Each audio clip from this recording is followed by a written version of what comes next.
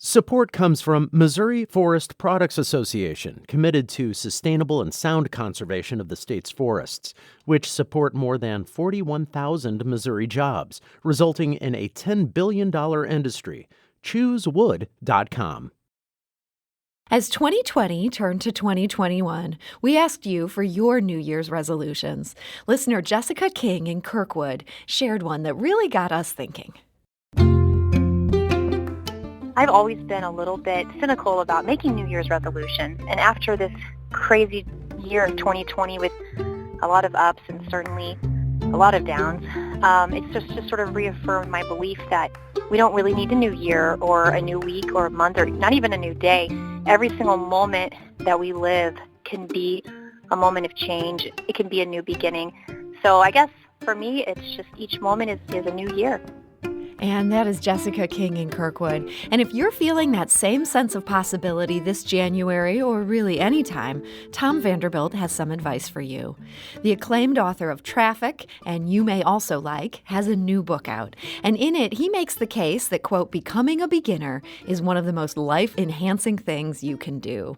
The book is called Beginners, The Joy and Transformative Power of Lifelong Learning. And it highlights his year-long experience tackling 5 new skills: chess, singing, surfing, drawing, and juggling. And Tom Vanderbilt joins us today in advance of his Facebook Live event with the St. Louis County Library on Monday. So, Tom, welcome. Thank you, Sarah. Great to be here. So what got you started on this path of wanting to tackle these new skills? Well, it was about, let's say 7 years ago. My daughter was about 4, and we were playing a game of checkers in a library while we were on vacation, and there was a chessboard nearby, and she looked at that, and, you know, chessboard is sort of more interesting than a checkers board, those nice little horses, as she called them, and kings and queens, and she said, you know, what is that? I said, chess, and she's like, can we play that? And I was like, yeah, we could, except I don't actually know how to play chess.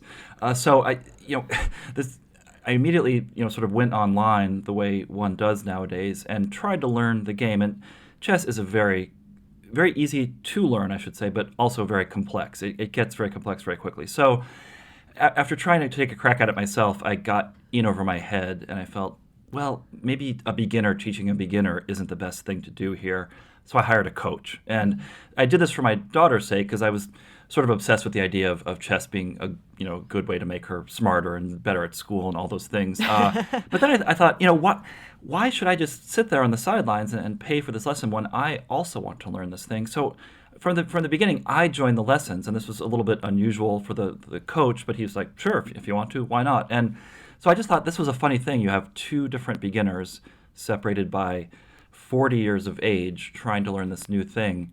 How's that going to work out? And the whole experience was so eye-opening to me that I then started to think about, why have I stopped learning new skills? As a journalist, I learn a lot of new information all the time, but I'd kind of given up on the idea of these more substantive skills. And I think one of the main reasons, apart from, lack of time and things like that we all suffer from, was fear, the fear of being bad. And why should I take on something that I'm not going to be good at this stage in life when I could just kind of coast along on those things I felt comfortable with? And so you sort of forced yourself. You're not going to just sit on the sidelines anymore. You're going to force yourself to do things that you're genuinely bad at. Yeah, and I think, anyone who's a parent out there has gone through this. We are sort of obsessed with our kids learning things. We try to model being the idea of learning to them. At the same time, though, I thought, well, I'm not being a very good model because my daughter's not really seeing me learning anything new. I'm teaching her things like how to ride a bike, how to tie her shoes, things like that. But has she seen me actually struggle with learning something new? And I think that's a very interesting thing that a lot of us don't go through. And there's a great study that I refer to in the book in which infants in this experiment were shown. There was an adult model who was trying to put together some sort of puzzle, kind of it's hard to explain, but sort of like a box type thing. Mm-hmm. And some of the subjects got it right away. Other people struggled with putting it together on purpose. So the kids who had seen the adults struggling with this task actually tried harder themselves to do it. The ones who just saw the adults get it in a hurry sort of just gave up because they weren't, they were almost as if watching the adults struggle. They were more they understood that learning is not often easy, and had a little bit more, resilience and not resilience, but a little bit more grit and determination in trying to tackle that themselves. Well, one of the things I was intrigued about as you described your journey and your daughter's journey with chess is that it was initially easier for her, even though you're this much more educated, you're a person with a lot of life experience. That actually made it harder for you. Why is that? Yeah, and this is why, we have this idea that children are such natural learners, and because they really are. They have these brains, they're just bursting with synapses, these neural connections that have yet to be sort of connected and forged and pruned. Their minds are just sponges, and they also, I should say, have a lot of time to do nothing but learn, and a very encouraging audience of people around them to support them in that journey. Adults don't have those things, time or that encouragement quite as much.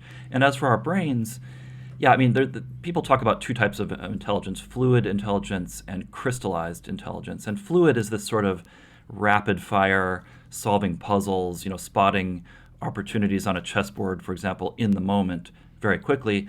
Adults tend to have more of that crystallized knowledge, which is, sort of wisdom and the memories of the things we've learned over time, and maybe even something like metacognition, which is how we know what we know. So, my daughter would beat me, especially in the faster sort of chess games, whereas I, had a bit more patience. I could think about strategy a little bit more. I had a whole lifetime of knowing how to play games and how to, maybe a little psychological tricks, things like that. But it's a strange thing to play against kids, like an 8-year-old in a chess tournament, as I have done.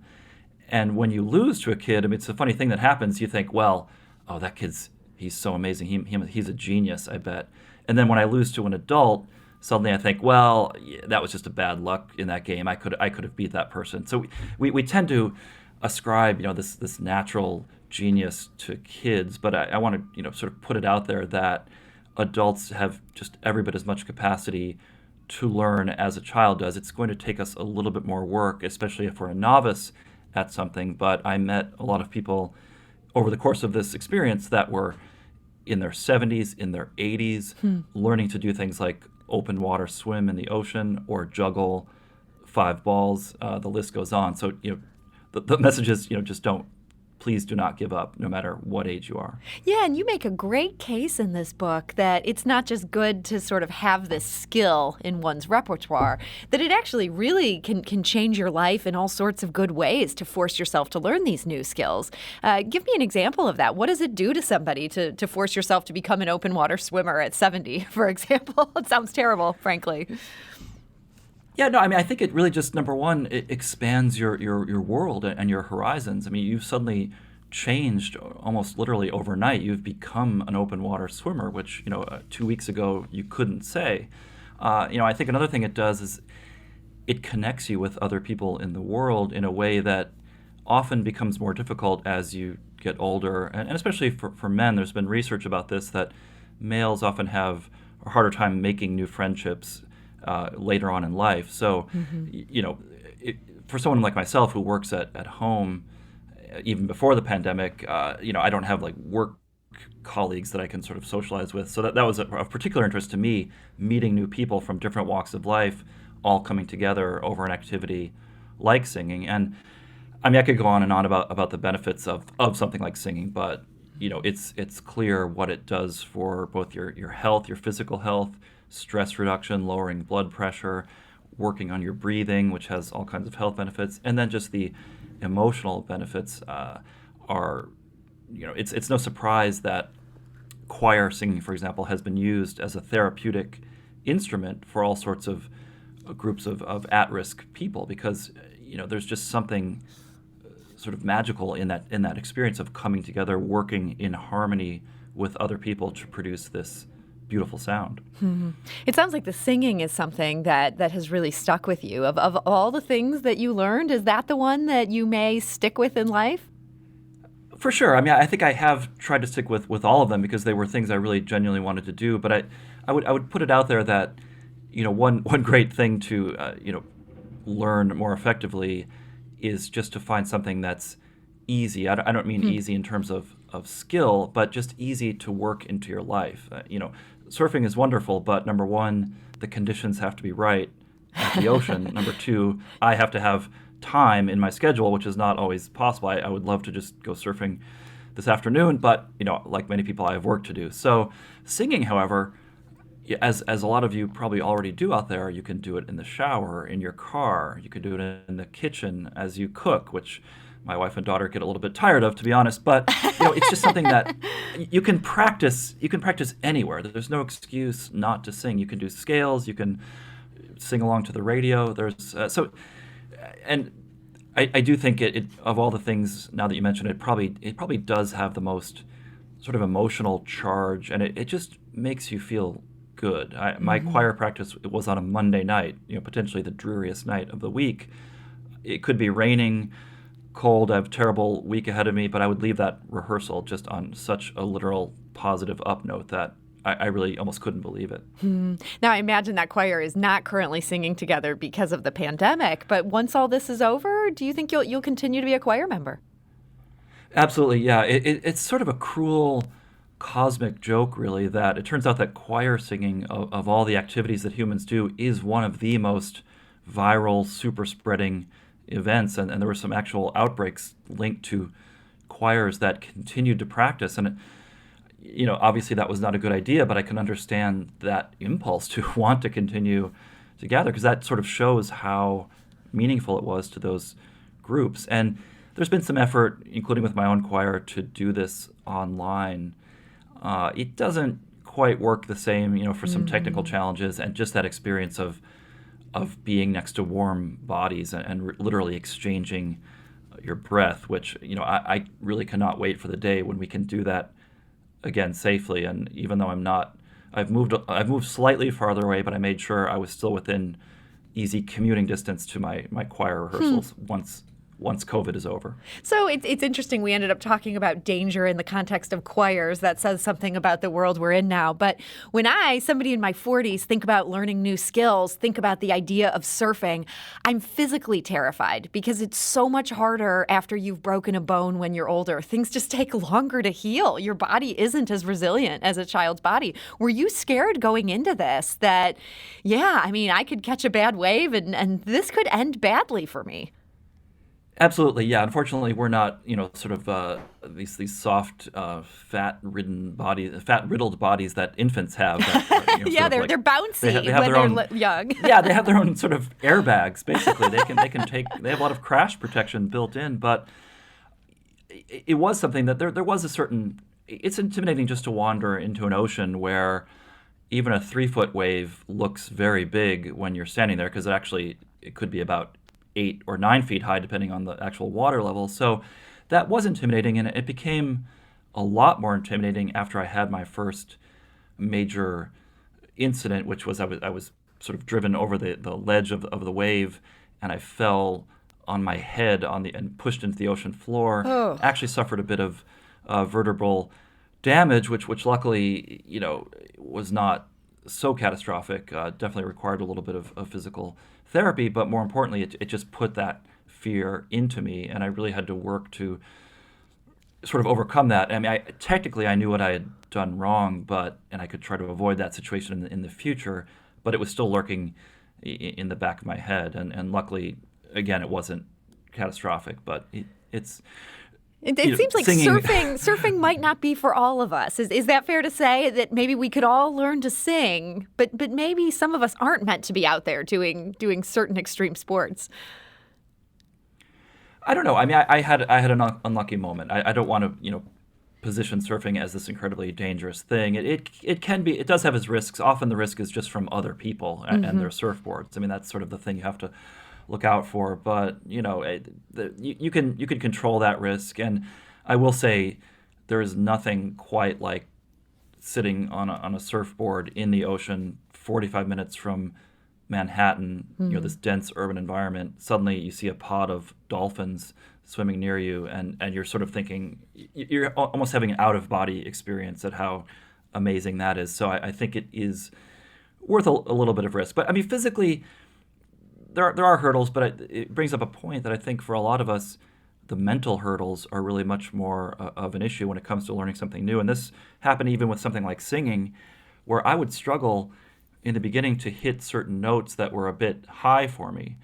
And what would happen is my teacher would sort of notice this as my whole body would tense up as I was approaching this note, and I would start to crane my neck upward, thinking, like mentally reinforcing this idea that I have to get high, all of which was incredibly counterproductive for producing that note. So she had me do something funny, which was to, as I was about to hit the note, to actually dip my knees down and bend down and sort of get away from that notion of thinking of it as the high note.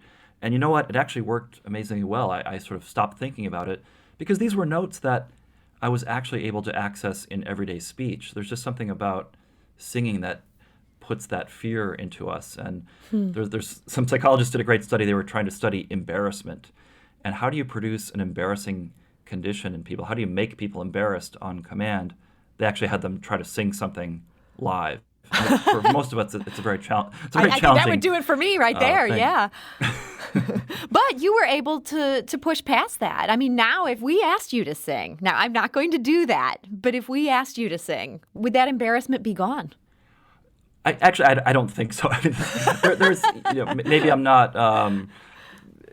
It would probably involve pushing through to some whole other level of maybe if my job were to be a singer and I sort of needed this professional, but I still I'm willing to admit that I'm still a little bit sheepish about it. And one thing that's great about a choir is that you have a little bit of you're not doing a solo. You can sort of find some comfort and cover in your choir mates, but it is an incredibly sort of exposing your vulnerability, this process. I mean, when you're, and a lot of us, again, who are parents, experience this moment when we have a very young child, a baby, and you're singing lullabies to your child. And for me, this was an incredibly powerful moment that reconnected me with singing.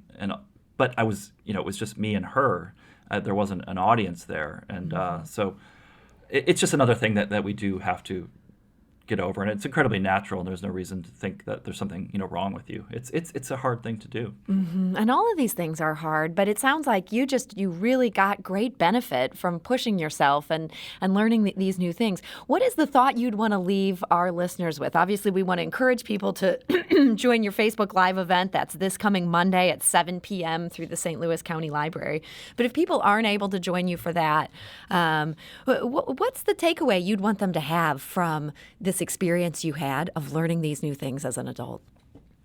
I mean, one thing is that we hear so much these days about sort of being the best at something, being the most productive. We hear about the 10,000 hours rule of becoming an expert in something, and that none of us have 10,000 hours to do anything these days. So my quest was, what could we walk away with if we put in maybe 100 hours? Would that even be worth it?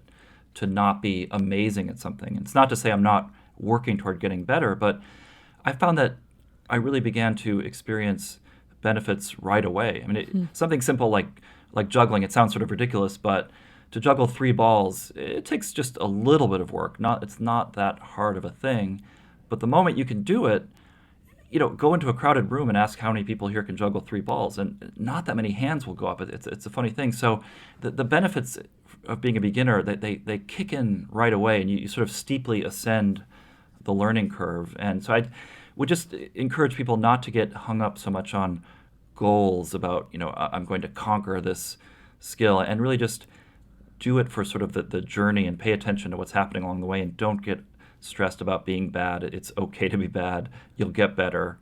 It's okay if you're not amazing. There's benefits you can have even if you're not an expert.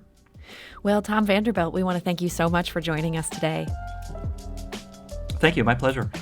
And Tom's book is called Beginners, The Joy and Transformative Power of Lifelong Learning. You can join him on Facebook Live if you go to facebook.com/HECTV. That's 7 p.m. this coming Monday in association with the St. Louis County Library. St. Louis on the Air is produced by Evie Hemphill, Lara Hampton, Emily Woodbury, and Alex Hoyer. The audio engineer is Aaron Doerr. St. Louis on the Air is a production of St. Louis Public Radio, 90.7 KWMU. Thank you for listening. I'm Sarah Fensky.